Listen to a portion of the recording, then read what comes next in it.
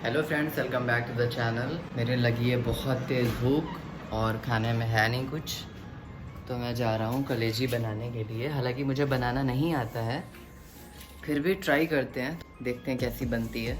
कलेजी फ्रिज में रखी हुई है, तो फ्रिज से निकालते हैं कलेजी और फिर बनाते हैं।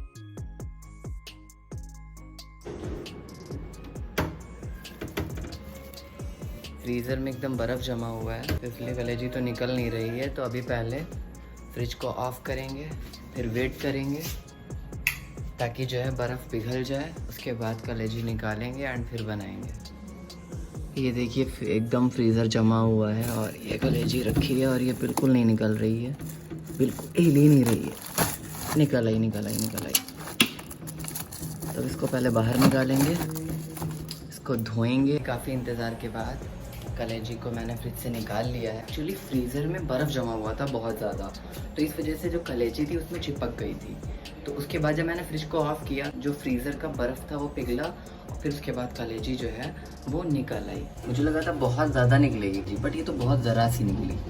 खैर कोई बात नहीं, अभी मैं इसके पीसेस करूँगा एंड फिर उसके बाद इसको फ्राई करूँगा। पीसेस तो मैंने कर लिए हैं और उसको सिरके में भिगो कर भी रख दिया है।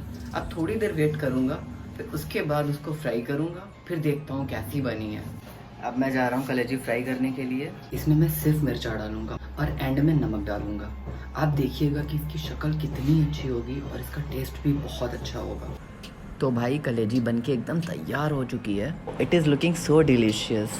जब खाएंगे तब तो कितनी ज़्यादा टेस्टी होगी। इसमें मैंने सिर्फ मिर्चा डाला है और कुछ नहीं डाला है। और मिर्चा डालने से पहले उसको मैंने सिरके में भिगोया था 10 मिनट के लिए, बस। उसके अलावा कुछ नहीं किया है। अब मैं इसमें जलजीरा डालूंगा या नमक डालूंगा, दोनों में से कोई एक चीज़ डालूंगा। फिर देखिएगा कितनी ज़्यादा ये टेस्टी होती है। सच में मैंने एक्सपेक्ट ही नहीं किया था कि इतनी ज़्यादा टेस्टी होगी कलेजी। मैंने ये दूसरी बार बनाई है, एक बार पहले भी बना चुका हूँ।